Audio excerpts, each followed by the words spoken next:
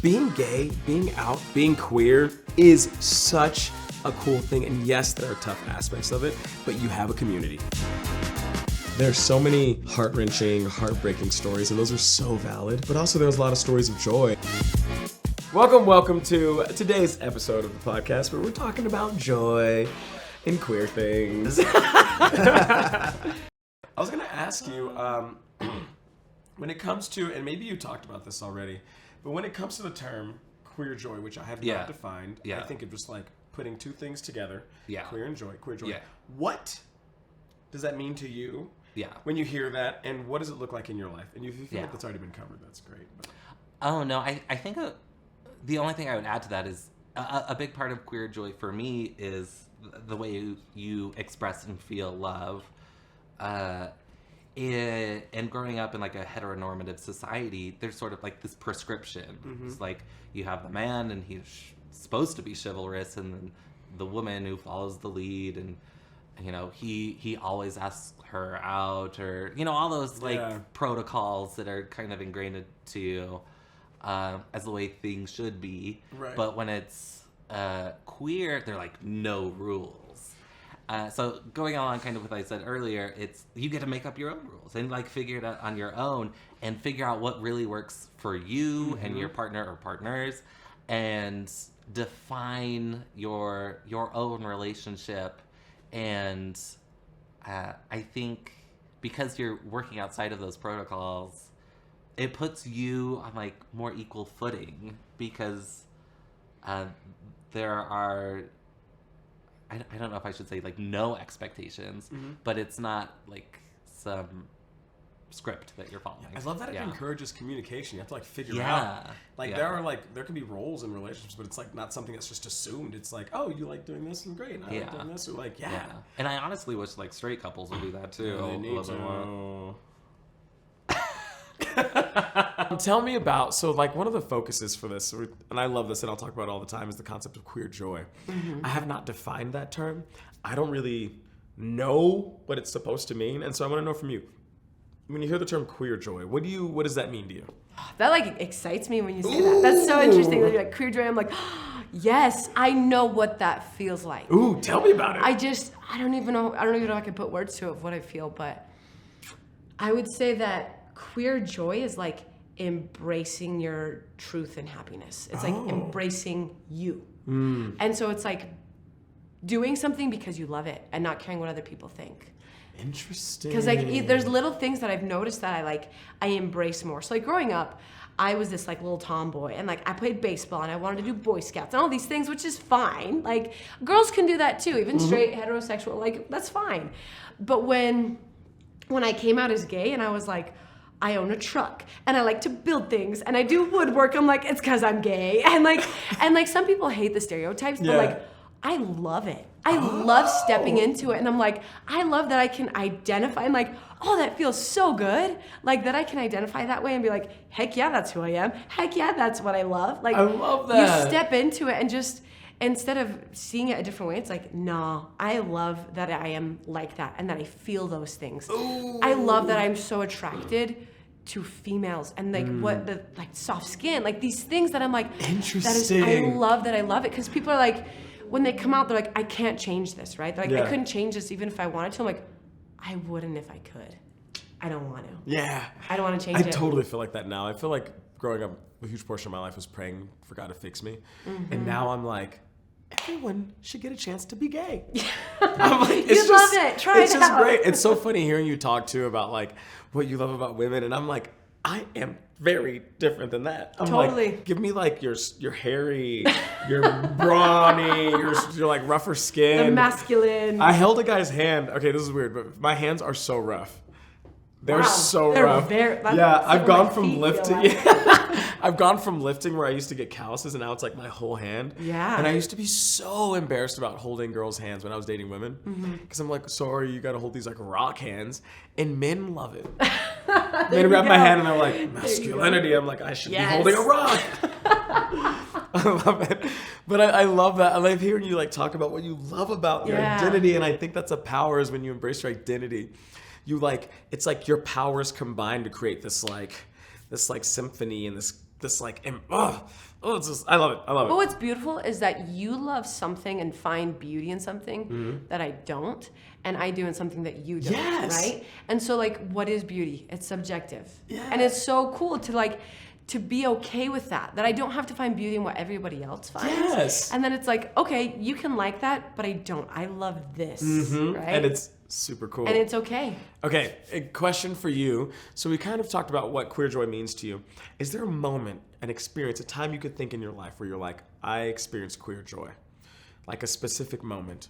I think I feel the most queer joy when I have been around other people that also hold space for me and that I can talk about it and they're like, that is so cool. Like other lesbian couples that we go out to dinner with, or like talking with my brother who is gay. Like I talked to him on the phone, I was like, oh my gosh, how are you and your boyfriend doing? Are you guys like, are you looking to get married?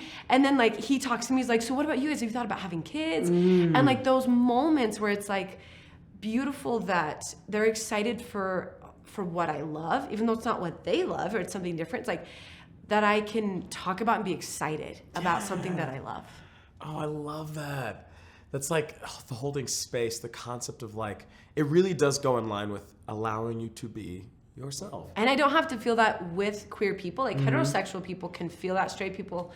But when they ask and they care, then I'm like, oh, I am excited about this. I am excited about my future because it has shifted. Like I'm still who I am, but now I'm more seen and I'm more authentic. Man, so my dad is like who I love to death. He's Southern Black, very like different culture and community. When I came out to him, he was like really cool about it, but really didn't know what to do. He's like, yo, like, I guess we don't talk about it. And I was like, no, sir, we're gonna talk a lot. But one of the moments where I experienced queer joy, and it reminds me kind of along your definition, was when me and my dad were sharing dating experiences. Ooh. My dad's single, and he's telling me about this embarrassing date he went on.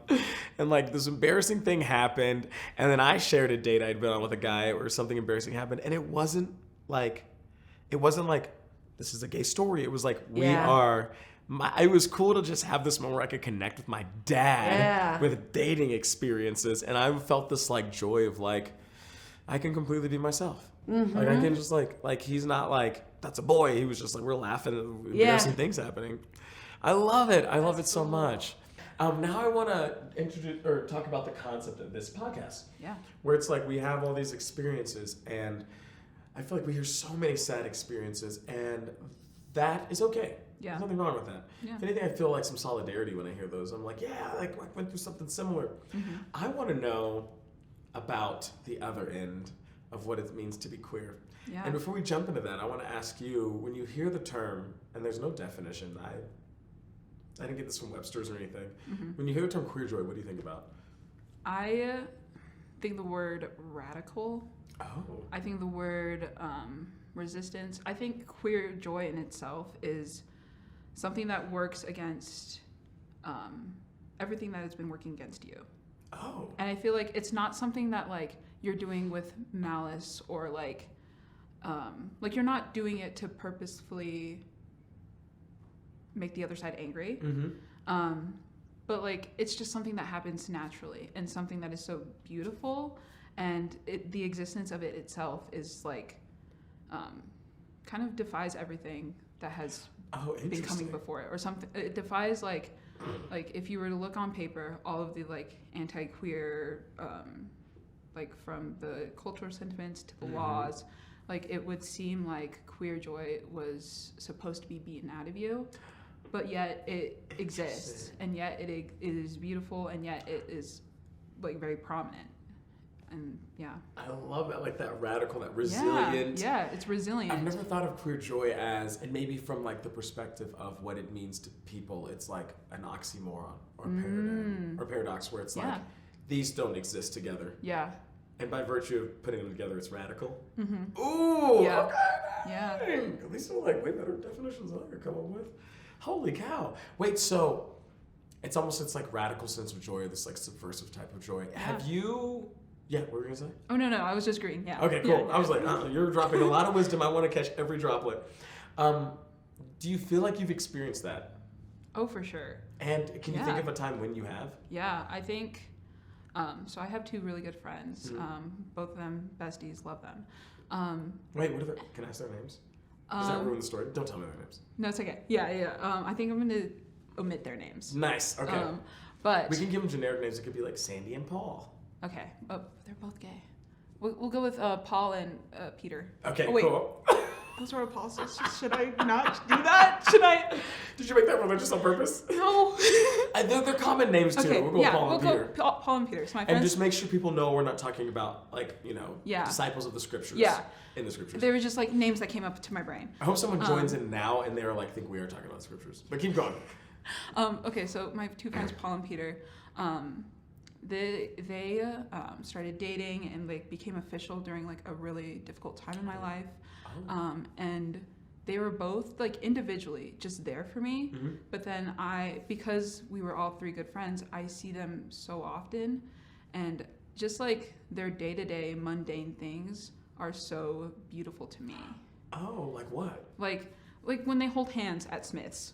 Oh. Or like when we're driving up to the canyon and I get to take like cute candid photos of them being a couple. And like, I don't know, to me that is like, it's not my, I don't know, but like me personally, I find joy in other people's joy for sure.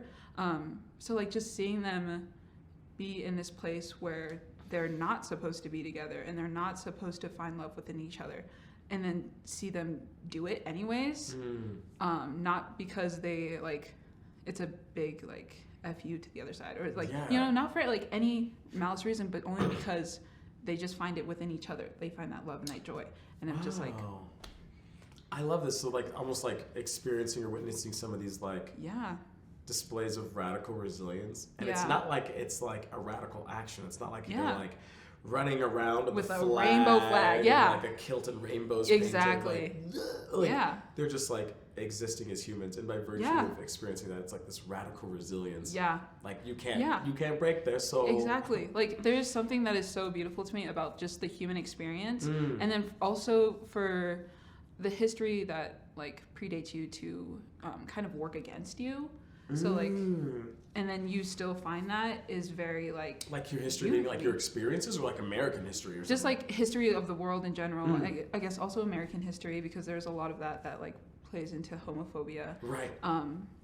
But like just for that in general to like not, I mean of course it affects them, but to not damper their joy is so beautiful to me, and that's like when I think of them, I think of queer joy. Oh. Yeah.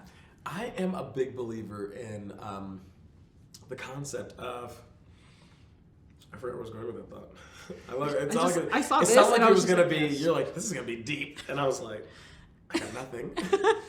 Oh, it was something along the lines. Oh, I'm a really big believer in like some of the biggest impact you can have doesn't come from reinventing the wheel, creating a new algorithm. You're doing some brain busting thing that no one else has done. I truly feel like some of the biggest impact you can have is by just authentically being yourself. Yeah.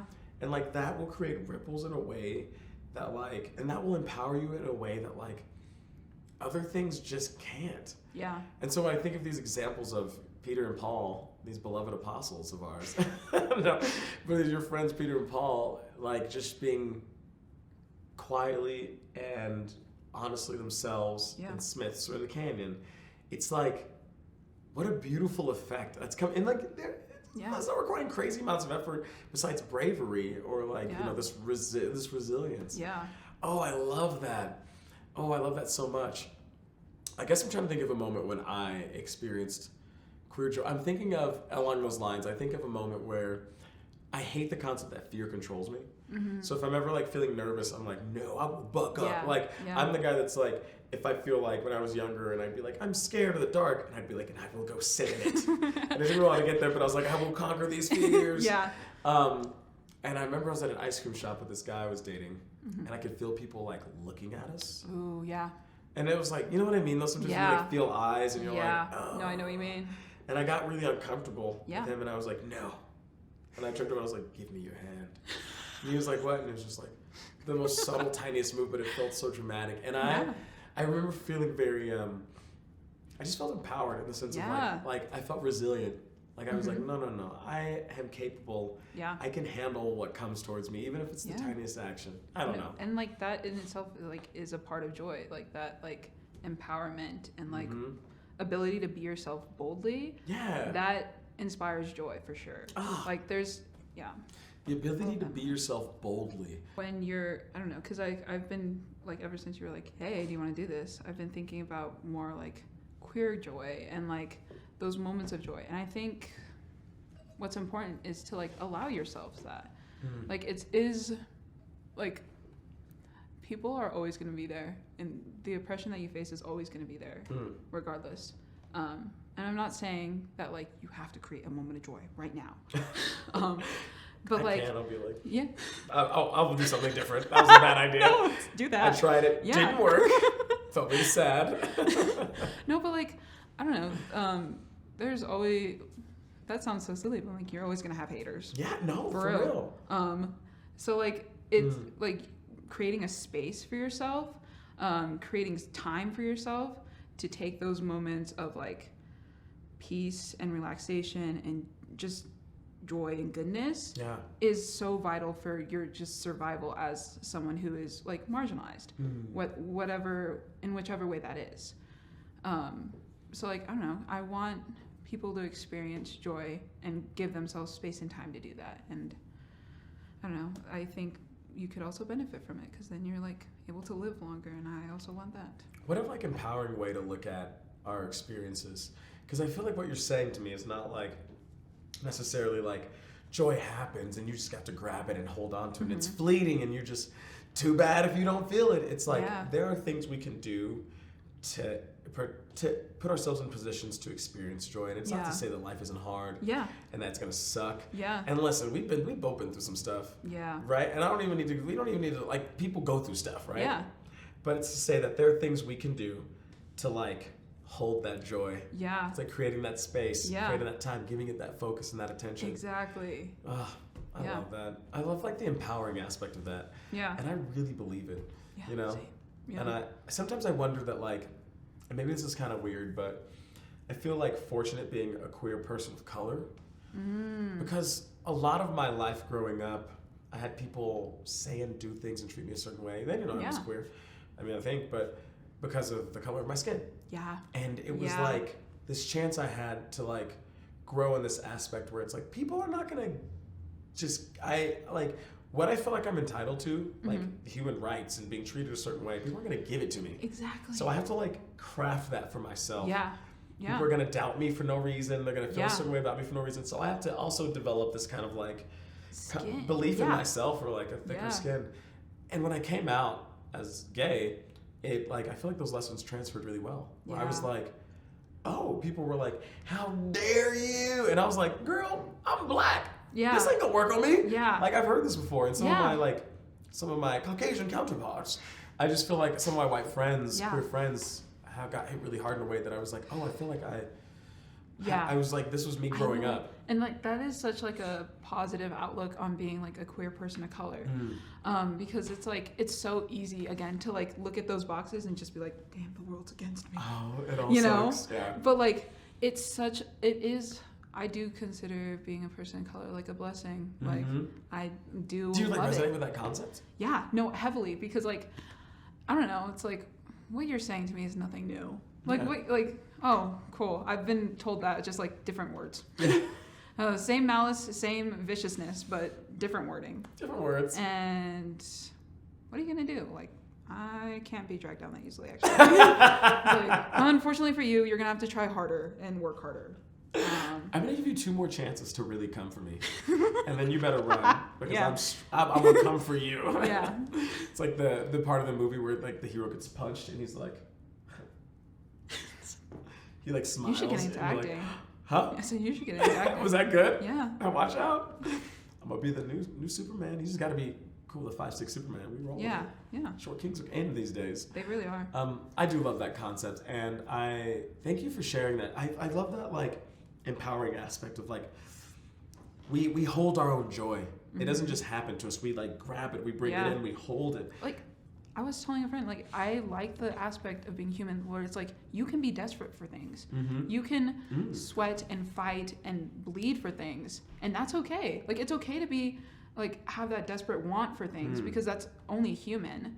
And it's okay if that desperate want is for, like, a moment of joy. And it's okay to fight for that. And, like, I don't know. I'm a big believer that being nonchalant is, like, stupid. Like, be passionate about it. Exactly. Because everyone's like, oh, I don't want to look like I'm too weird. It's like, no, be weird. Yeah. No, it's like, one thing about me, I'm going to try hard. And it's going to look like it. And that's okay.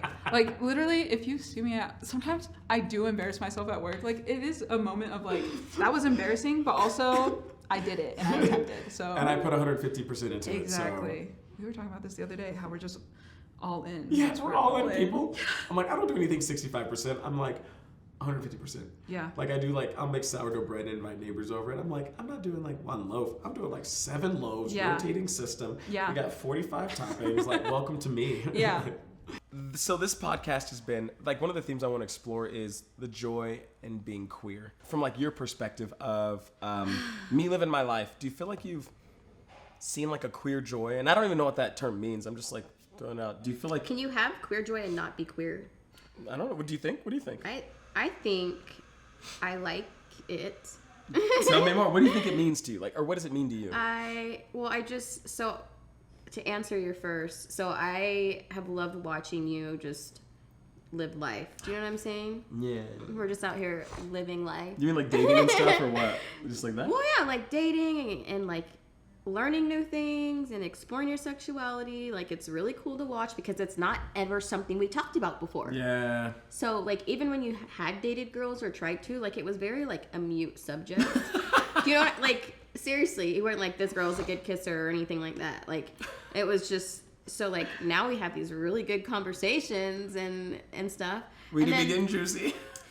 And then I love, like, being part of the joy that you experience. I almost said the queer joy community because I absolutely support that and other people. You're in there with me, like you are like ride or die. So, you better believe. She's like, this is the to one the here. Tomb. Like, if I would have been in high school and come out, you would have been the one that was like, I would have probably people, transferred schools so that I could go to school with you, just to make sure like everything was kosher. I believe it. Like, I would have not maybe do cheerleading with you or something. Oh, that would have been so fun. We would have been partners. Oh, we're gonna do it. I have a feeling you would have dropped me a couple times on purpose.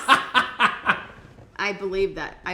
I wanted to talk about the joys of being queer, right? And obviously, you're not queer. No. Right? But I want to know from you, have you experienced joy, any type of, like, would you say queer joy, or some byproduct of queer joy? Almost like you experienced that pain, right? Where you're like, your kids hurt and you hurt.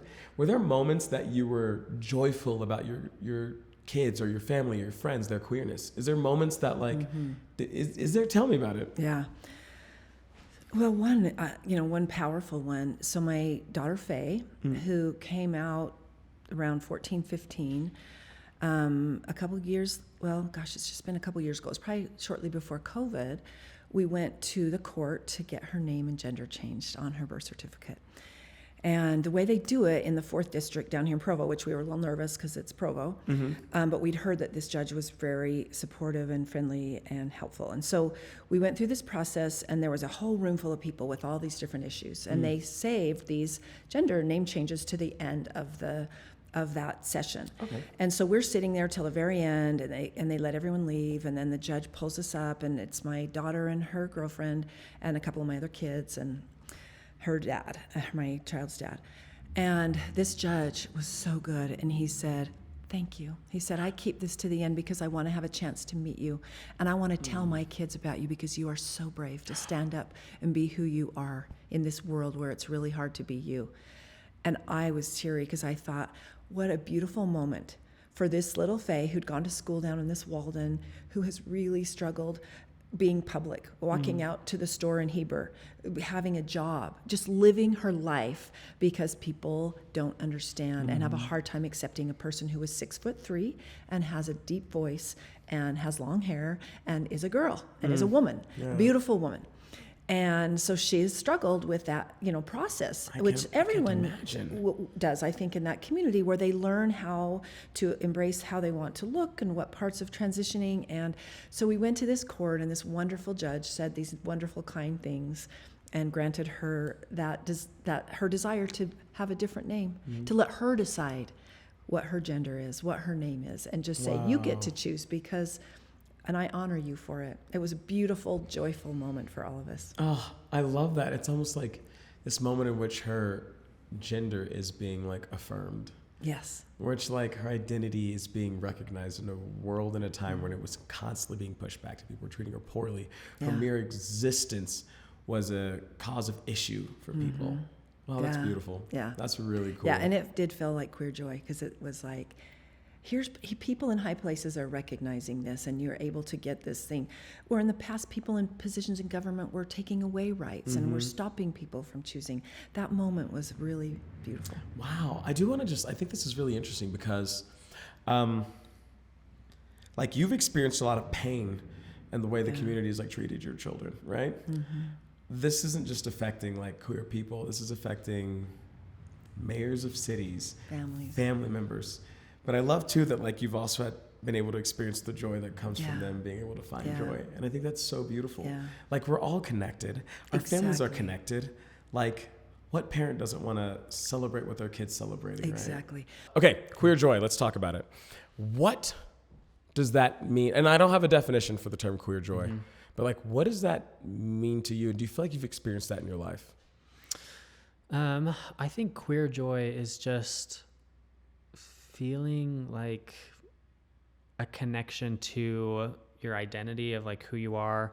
And I don't know if I have a real definition of that either. That's kind of hard, but I can feel like looking back on, let's see, like when I was working with Color the Campus, and like that first, kind of mentioned this, that first like rainbow day, and like people were all wearing rainbows, and I was like going to class, and I was like, someone else is like me or whatever, like someone that I didn't know, who I hadn't told about, had somehow found out about this.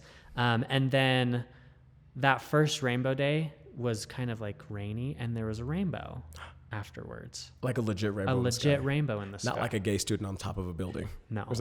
No, like there was a real rainbow in the sky. And just like, wow, this that was a dadly joke, my bad. Oh my gosh. This is like, I don't know, this is like real. This is meaningful. And then just conversations with people. There was someone who reached out to me a little while ago who told me that the day that we lit the Y the first time, so back in 2021, the night before Rainbow Day, he had come home from work, was having like a real hard time, and came home, and all of his roommates, it was like late, and all of his roommates were around the kitchen table or whatever, and they're all making rainbow shirts. And they're like, we're doing this for you. We want you to feel loved and included, and tomorrow's Rainbow Day, and it was like the first time that he felt like support. Like he hadn't even like fully come out to them, I don't think. And so that brought me a lot of queer joy to be like, no, like we love each other. We're there for each other. And it's hard, it sucks, but people are wanting to like show that more. That's the beauty of bringing the conversation, bringing the conversation. Just when giving you talk opportunity. about it, yeah, it's like people might have moments where they avoid it, and that can really be hurt. But then you find moments where like your roommates are like rallying, making shirts for you. You see other people wearing rainbows, and you're just like so stoked. Yeah. And this idea of like the closet, when you come out, something that you don't realize is once you've come out of that first closet, you've come out of like a lot of closets. Because being queer, you're like questioning everything now. You're gonna wear whatever you want. You're gonna say whatever you want. You're gonna be a part of things that are breaking all these binaries. And it's like you're coming out of the closet. You're coming out, and I think that's something that I wish more straight people would. I agree. Straight cis people would be more comfortable with, like lose the pressure to conform and just to like self-discovery. Yes, not even in the conversation of sexuality and gender, but just like you can do more things and break out of, I don't know, like that's probably one of the elements of queer joy I love is like it's self-discovery. Like I would never have worn like a Victoria's Secret rainbow Ariana Grande sweater. Like, you know what I mean? Like, but I like it. And maybe I won't wear it anymore, but I feel cool just being like, I'm gonna try it out, see what happens. That love became really the catalyst for my advocacy for LGBTQ rights later on, because when I fell in love with my first boyfriend, I realized how beautiful and profound this thing was. This thing that everyone hated around me, you know, and this is like 2 decades ago, right? So the social condition was, you know, it was like, yeah, like pressures were so different. Yeah, I mean, like gay intimacy in Utah at that point was illegal. Woo. Okay, I mean, yeah, it wasn't until I would have been arrested. The Lawrence v. Texas, you know, that would come after that.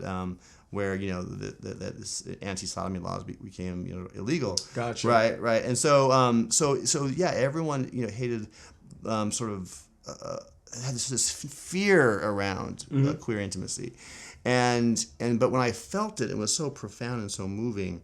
I was like, this is worth fighting for.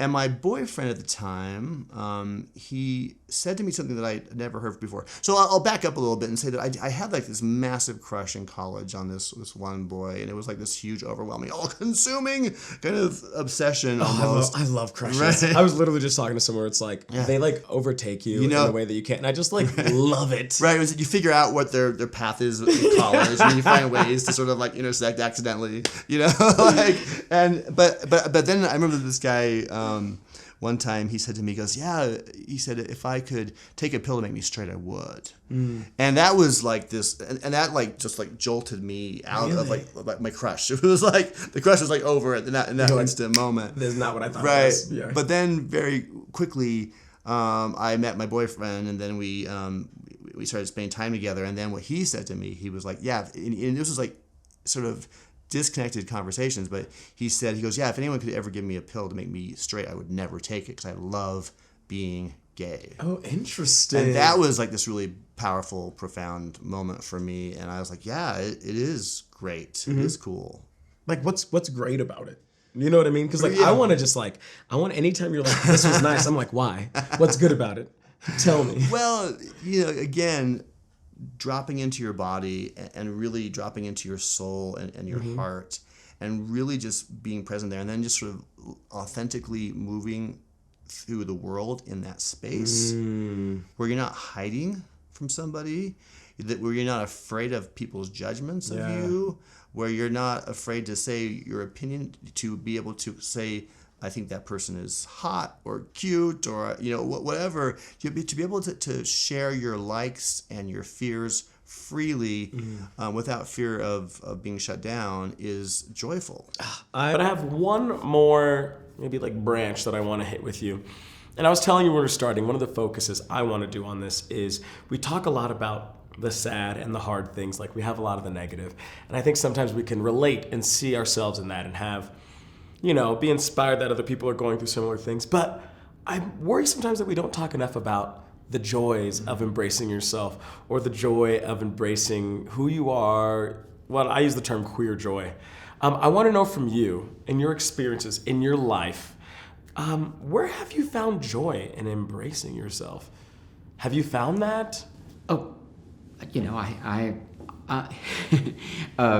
people have famously told me to cheer down. So Not here. We don't use that language here. I hate that term. yeah, I think that self-discovery is the best game in town. You know, and I think that art is one of the ways that I've used to be able to help me understand myself in relationship to the world, and also the world in relationship to me. I think that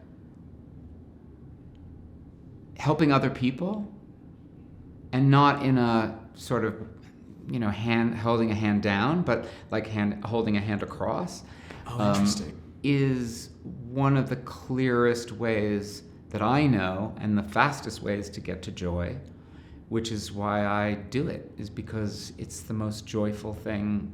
And we know this from all the studies at Harvard that they did about happiness, that the only thing that actually makes a difference in your kind of standard level of happiness is sustained service to other people. Oh, interesting. And yet we're so late to the party. But I do want to say this, which is we're making a podcast with a group of young people who also applied, opted in, and they said to us, our first episode is going to be queer joy. Yes! That they felt like there's so much being done about how hard it is for them, that they don't hear even from themselves sometimes, why go to all the trouble? Why is it worth it? Yes. That's my vibe. That's exactly how I feel about it. And I want to know, is there a specific moment in your life? And it doesn't have to be the biggest moment. It could just be a moment. It could be mundane. It could be grand. Anything where you remember feeling something that was like, yeah, this is why I do it. This is why I love it. You felt that joy, that spark. And when you say love it, you mean live my life this way? I guess however you want to interpret it. Any moment that you felt were directly tied to this queer joy. I think that my whole life has been oriented towards that queer joy. It sounds like it. And I think what comes to mind are the moments that were actually more difficult, where I had to say, no, that's not who I am. No, I will not be having that. Thank you very much, but I am going to choose myself. Mm-hmm. And I think going back to really the Trevor story, I think when I decided to survive and to live, I realized that I was going to have to do it with my whole self. And I made a commitment to myself that I would not lie. In other words, I would tell the truth about who I am, and to the best of my ability, and that I would always be myself to the best of my ability. And I knew something, and I don't know, maybe it's because, you know, I knew what it was like not to go the other route of living a half-life, right, at a very young age. And I thought, that's dangerous. That's dangerous for me. And so I think that has been my sort of North Star. Right. Is just saying, like, tell the truth about who you are. And so the moments that when I had to say no thank you to offers that were being made that might have been advantageous, but I had to only enter with part of myself. Yes. Those are the moments that come to mind. And they were hard. But what I got out of it was myself. And that's joyful. Love that. And I don't think anyone's talked about that yet. The joy that comes from, like, standing up for yourself or honoring these boundaries that you feel strongly about, or even having those moments, those negative moments be things that you, like, stand in your own. I love that. And you know, more recently, I think the moment that I came out to my sort of family, you know, my chosen family that I live with, and you know, who have my back and who I've gone through life with for the past 30 years, when I came out and as Celeste and said, I'm going to use my middle name, which was hiding inside, you know, my name. I'm going to use that name, and I'm going to take these pronouns, and I'm going to go on this journey. And their joy and their willingness to embrace that part of me was just an indication that I had chosen the right people to be around. Oh my gosh. Okay, we went through all this, like, struggle of, like, like, you know, finding out who you are. We had lows, I'm assuming, I don't know, as we had some lows. Is it better now? Are you happier? Do you feel like you're experiencing a joy that you didn't earlier? And I'm not looking for a specific answer. I really want you, if you're like, actually, no. Like, I would love to know that, you know what I mean? Like, what are your thoughts? I would say 100% yes. Yeah? Like, it very cliche of the whole it gets better thing, but, like, it really did get better for me. And that's not to say there's not still struggles. Like, I still have this mentality, and I still have some internalized homophobia, even though I've been out for 4 years and, you know, been with a man for 4.5 years. Internalized homophobia meaning, like, in what context? You're like... Like, I shouldn't... Like, I'm a very straight-laced person. Wearing this Our Out Foundation little pin is, like, the most rainbow I ever wear. Because I have it in my head that, like, no, rainbow's too gay. You're like, it's too much. It's too much. And so like interesting. things like that of like I put myself into a box all the time, and so that's where I think of the internalized homophobia of like, no, I need to stay in this box, and if there's anything that even drifts out the box, then it's like, eh. And so sure, my partner is in the box now, but like past that, Yeah, so it's like still a journey in that still sense. a journey, but better. But better. 100% better, just because like I don't feel like this weight on my shoulders all the time. And it's like, I don't know, I feel like it's so cliche, but you know, as a queer teenager and a queer young adult, like you carry this weight. Yes. And like leaving it and kind of accepting it and like, oh, I can breathe. I didn't realize how heavy the weight was until I dropped it. Yeah. And then I was like, I all the time, still to this day, I'll be like, is this what the straights experience? Like, oh, there's like seeing the world in color now. And I'm like, I can be happy? What? Wait, so what do you agree? Do you feel like that's been similar in your life? The idea of like, do you feel like you're in a better place? Yeah. So throw something at me if I talk for too long about this, because Girl, I got you. okay, be ready. So I would say absolutely. I feel so much more joy in my life now, like being out and like accepting myself. And also with that, I feel like comes, like there was a certain like almost numbing I had to do of myself, like as a student or as like someone who didn't love themselves because I or didn't like accept myself, because I was trying to like make myself into something I wasn't. Like put myself in this box like Andy was talking about. Put your emotions on the back burner. Exactly. Lock them away. And so like it was awful, but like ever since then, like I can experience like the full joys I never got to experience. Have I had lows? Absolutely. Absolutely. There have been like since hard things, being in this place, yeah. breakups and feelings and like life, everything. But I can experience all of it now. I can experience it fully. I can experience it as me. I have all of me with me to help me get through all of these things.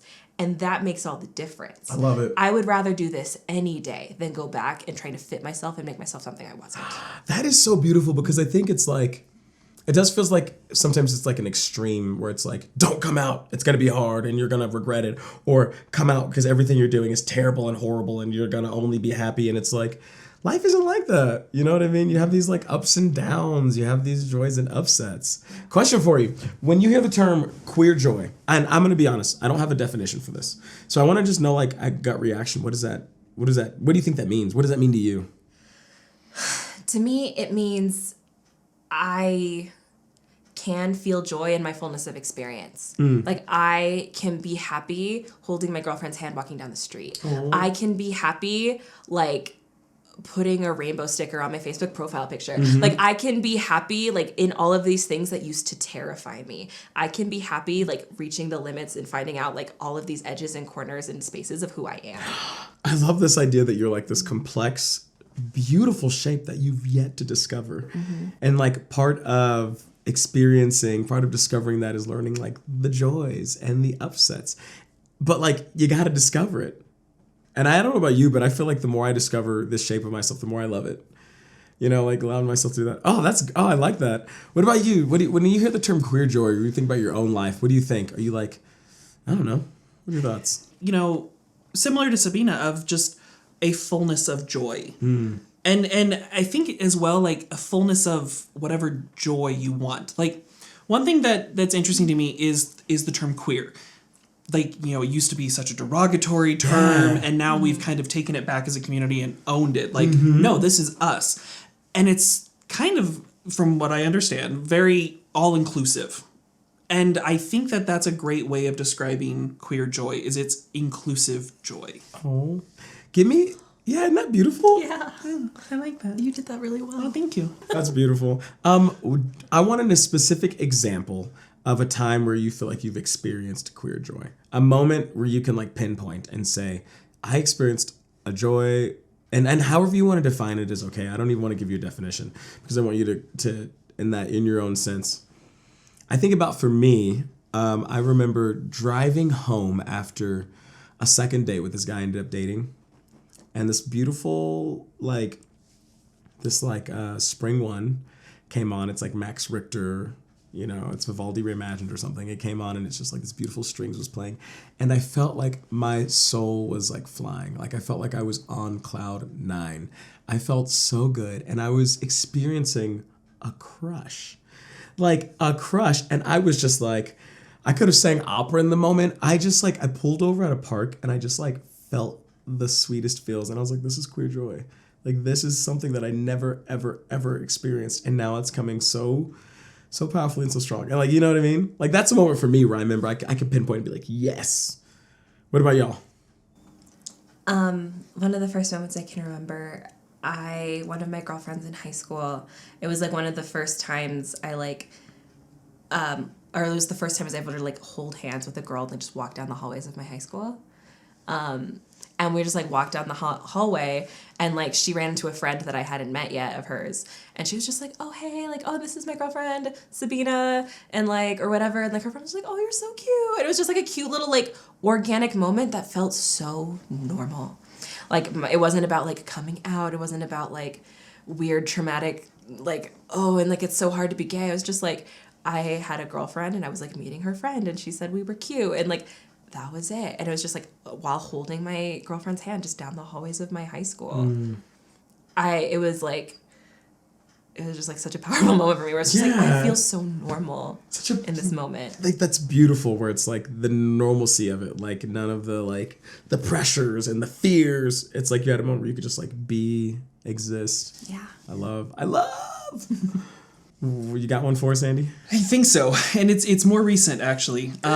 Ooh. And I was trying to think of like, oh, what would work for this, but and it's not even really about me; it's about somebody else. But this better be your experience. You can't be telling me no. Well, it is. Okay, it is my experience. Like, like my in a friend way. had joy So, once. so my grandparents, they're in their 90s, and when they served a couple mission back in the 90s, and they had a song composed by a member of their ward who composed songs. Beautiful songwriter. They came out as transgender probably 10, 15 years ago. The songwriter.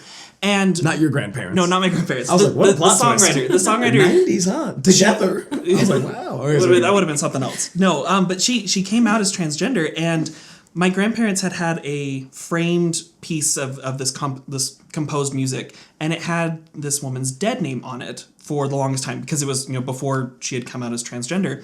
And I never really thought anything about it. It just was framed up on their piano. And then my partner and I were at their house just last month. And I was looking at all the little trinkets and whatever. And I noticed that they had an updated copy that had the composer's transgender name, like her name instead of her dead name.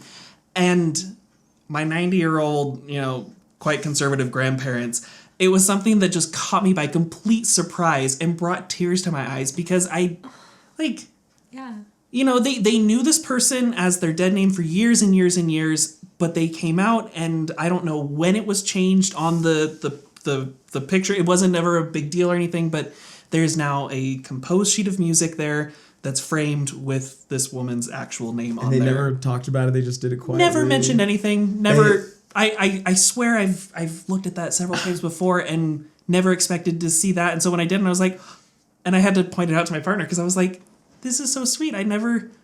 Wow. So I would say that for me, if I'm going for that inclusive joy, that would be my inclusive queer joy. Grandparents get you. I love that. And it's kind of like almost like this joy. Is it the joy of like seeing your family do something? Like why do you think that felt so good? Oh, maybe I get this idea of like the normalcy and space. We're like, why did that feel maybe so because good? it is my grandparents, but also maybe because it was kind of normal. Like there wasn't a big deal about it. Yeah. There wasn't like a mass email to the family or a Facebook post of like, oh, we're doing this because we want to be good. It was just a normal thing, and just the fact that they would actually take the time and make the effort to actually replace that sheet of music with the correct name on there just took me by surprise. And I think just isn't it funny how like these experiences, we're not talking about our first time riding, a spaceship or like how someone reinvented the wheel for us. It's like these like small moments that are like so impactful. It's like a little goes a long way. Mm-hmm. Oh my gosh.